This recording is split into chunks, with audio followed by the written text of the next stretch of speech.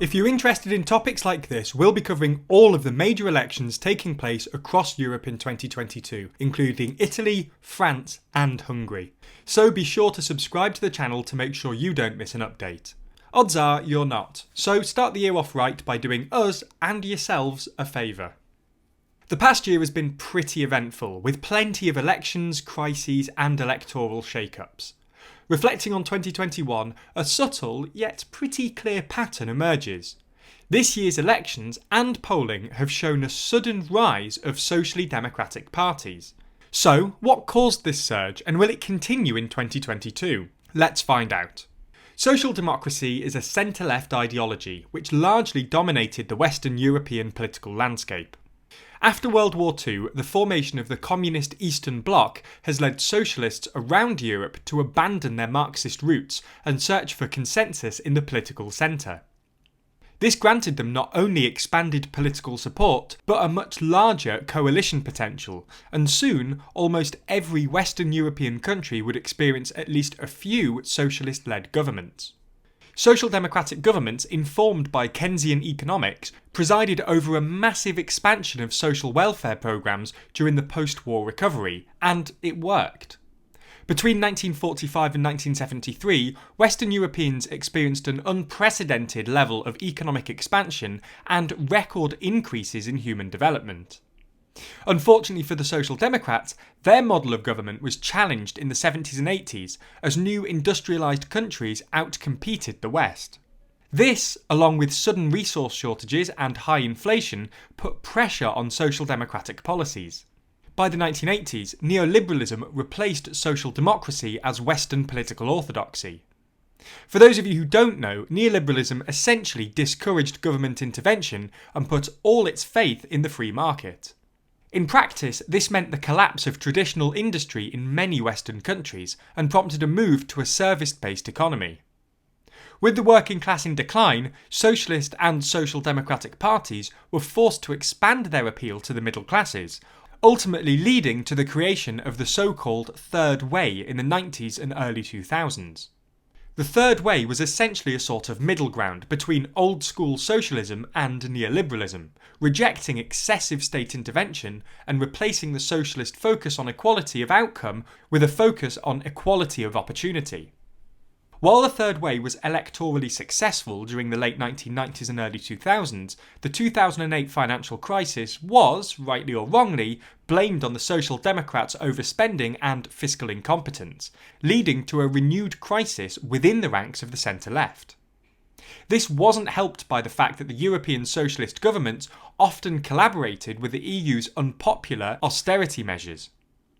Another factor worth mentioning was the left's embrace of migrants and refugees from the Middle East, which many from the traditional working class voters saw as a threat to their employment and social welfare system. The rise of the far right and different populist parties was in part a consequence of the fact that the ranks of formerly left-wing voters felt left behind by the new Social Democrats. These electoral patterns resulted in the electoral massacre of the socialists in France. Drops in popularity for both German SPD and Italian PD saw massive slumps in popularity and helped the Conservatives hold on to power in the UK. In the past year, however, the data suggests that this trend might be reversing.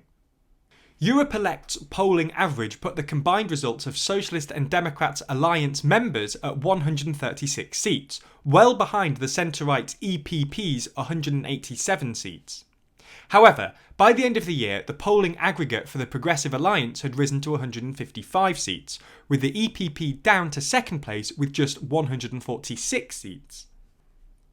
Social Democrats saw their biggest win in Germany's September election. For more detail about that, check out our video here. The now Chancellor, Olaf Scholz, has managed to lift the SPD from a polling average of 15% to electoral victory, with 25% in just 2 months. In Norway, a similar thing happened with their Labour Party, which managed to hold its voter plurality and finally lead a government after being in opposition for 8 years. Labour in the UK held on to government in London and Wales and are now polling well ahead of the Conservatives. The Democratic Party in Italy also did really well, mainly in the local elections, winning back the mayorships of Rome and Turin from the populist Five Star movement, And now, for the first time since 2016, they're back to leading the polls. Support for the left has remained pretty stable in Scandinavian countries, even picking up momentum in Sweden after a brief political crisis in November, which we also covered in another video.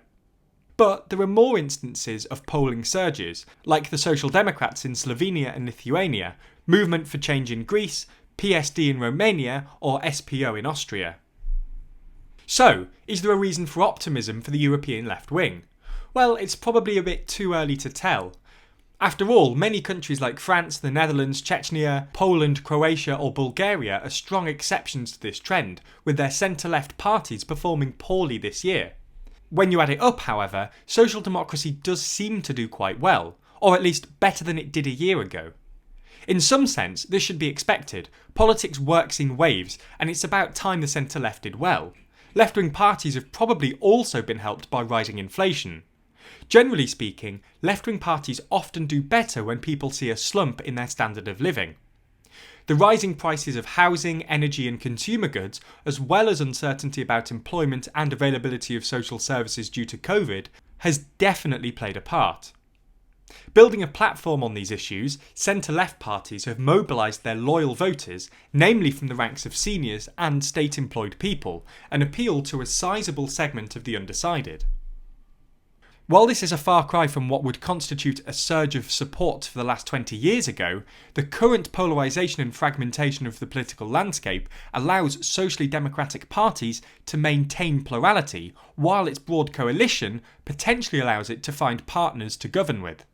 Indeed, the recent success hasn't been due to a shift away or towards more neoliberalism or more classical socialism, but instead a bet on good campaigning, personal popularity of the candidates, and building a higher sense of trustworthiness than their centre-right rivals.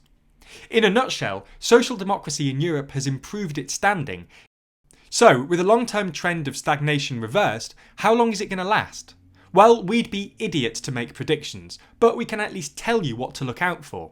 As we see it, the future success of the European centre-left will depend on three things. First, the environment.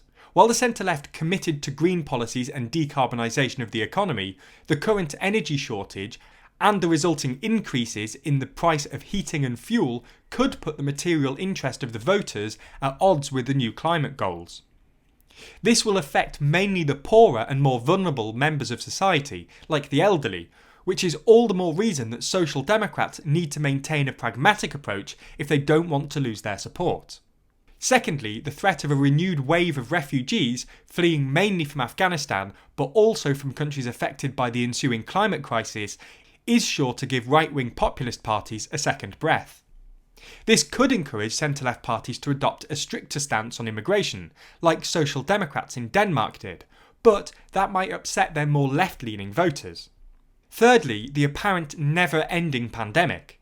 Centre-left parties will have to decide whether to advocate for more restrictions, as they've done so far, or take a more relaxed attitude, and this will interact with voter intentions in unpredictable ways. So what do you think? Has social democracy finally overcome its lethargic years? Or is this just an outlier in an otherwise long-term decline of the centre-left? Let us know your thoughts in the comments below. Also, be sure to subscribe to the channel and hit the bell icon to be notified every time we post a video. And a special thanks to our Patreon backers for making videos like this one possible. And if you want to see your name in the credits like these people, be sure to back us on Patreon. The link to that is in the description below.